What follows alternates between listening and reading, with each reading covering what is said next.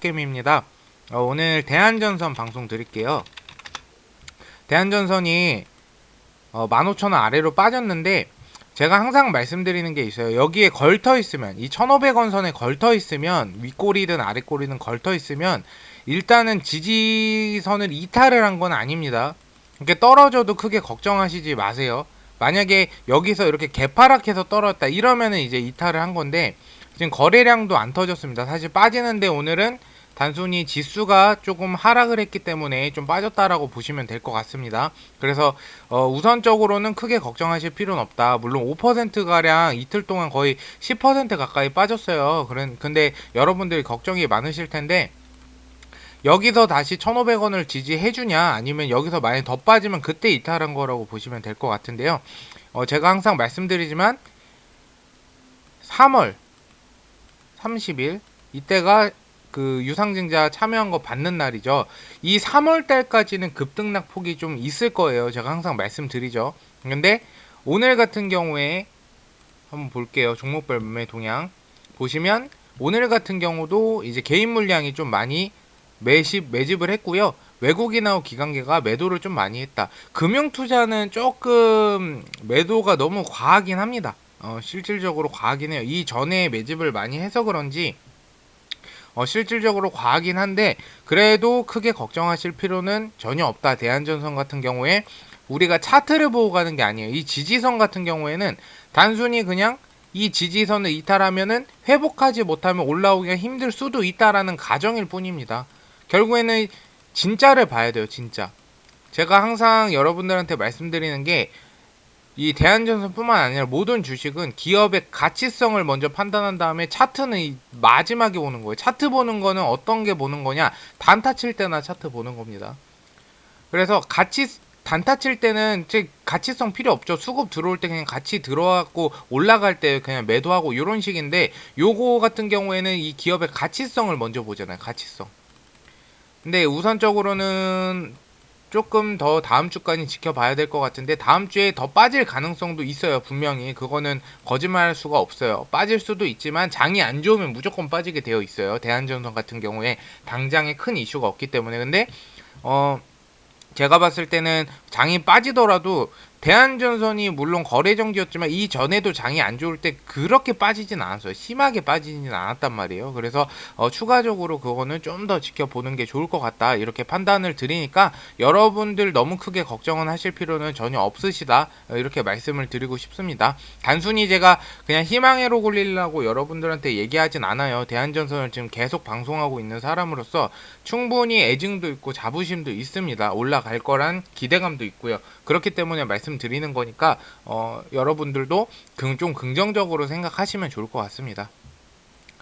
행복윤희님 감사합니다. 항상 봐주셔서 너무 감사드리고요. 김은아님 병합에 대해서 저도 종토방에 간혹 접하던 얘기였는데 병합에 대한 게 어떤 게 있냐면 요거 제가 좀 설명을 해드릴게요.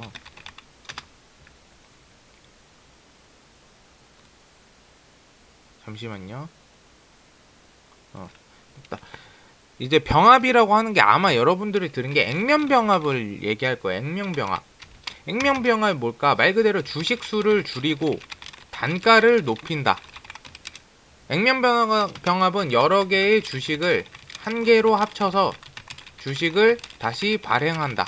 이게 뭐냐면 액면 분할이 있고 액면 병합이 있어요. 액면 분할은 주식수를 늘리고 단가를 낮춘다. 그래서 예를 들어서 만원짜리가 있어요. 그러면 액면 분할 같은 경우에는 5대1 비율로 액면 분할을 하겠대. 그러면은 2,000원으로 단가를 낮추고 주식수를 그만큼 5배를 늘린다는 거죠. 예를 들어서 1만원짜리가 주식수가 1억주 있다. 그러면은 2,000원으로 하고 5억주 이렇게 되는 거예요. 이거 반대가 액면 병합이라고 생각하면 돼요. 주식수가 대한전선이 예를 들어서 지금 단가 1,500원이라고 가정하고 주식수가 5억주라고 하면 너무 주식이 무거워서 이거 올라가지가 못할 것 같아 쉽게 이러면 어떤 방식으로 하냐. 예를 들어서 우리는 10대1로 액면 병합할래 이렇게 하면 15,000원 원이 되고 주식수는 5천만 주가 되겠죠. 이런 식으로 보시면 될 것 같아요. 근데 평균적으로 액면 병합이나 분할을 뭐 2대1 비율로도 하고요. 대체적으로 5대1 비율 많이 하죠. 대체적으로 통상적으로. 그래서 여러분들도 이 부분을 아마 들은 것 같아요. 뭐 종토방이라든지 뭐 어디 가서 이런 부분을 들은 것 같은데, 액면 병합을 할 수도 충분히 있겠죠. 근데 당장에 그냥 그거는 여의도에 떠도는 그냥 소문일 뿐이에요. 아직까지 뭐 액면 병합하겠다 이런 게 전체적으로 뭐 공시로 나온 것도 아니기 때문에, 하면은 당연히 주가가 더 올라갈 수는 있겠죠. 근데 단순히 주가를 올리려고 액면 병합하는 이유라고 하면은 주가가 안 올라갈 가능성도 있습니다. 어떠한 뭔가 상징적인 게 있어야 돼요. 그래서 여러분들이 그 액면 병합을 왜 하는지에 대한 이유를 아셔야 돼요. 액면 병합하는 이유. 액면 병합하는 이유가 뭘까? 액면 병합 같은 경우에는 말 그대로 여러분들이 생각하는 게 아마 그게 맞을 거예요. 예를 들어서 거래량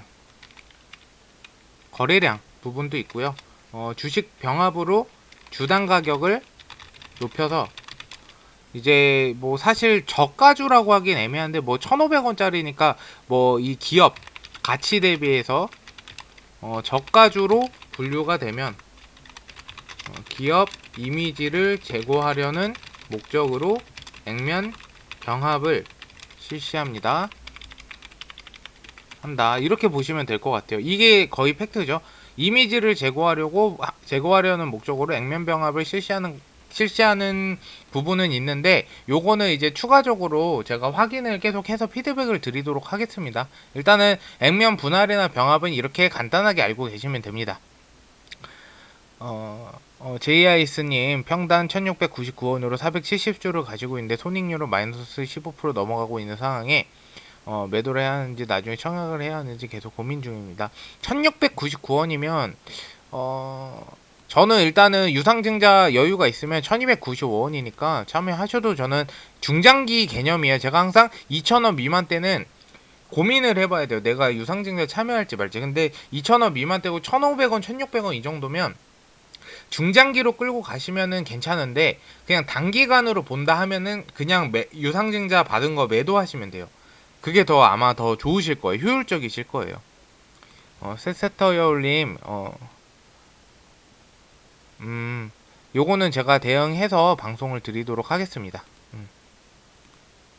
이현숙님, 이러다 유중가까지 가는 거 아닌가 모르겠네요.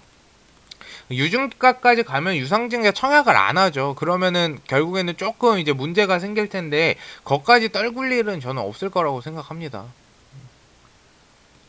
유상증자 이 정도면 3,000원대면은 유상증자 참여하는 게 더 좋으세요.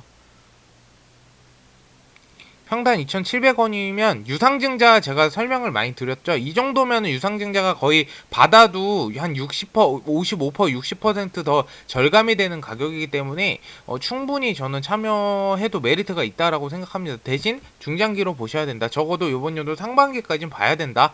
이 부분만 피드백을 드리도록 할게요. 신주인수권 가격이 어떻게 정해지나요? 신주인수권 같은 경우에 가격이 정해지는 부분은 제가 요거는 설명을 지금 드릴게요.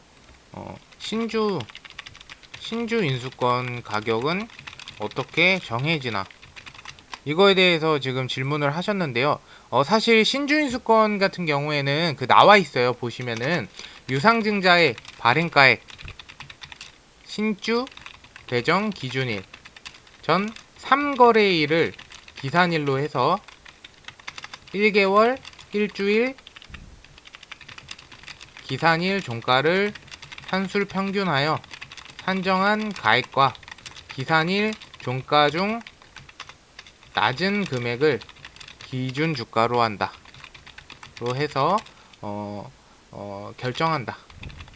이렇게 보시면 될 것 같아요.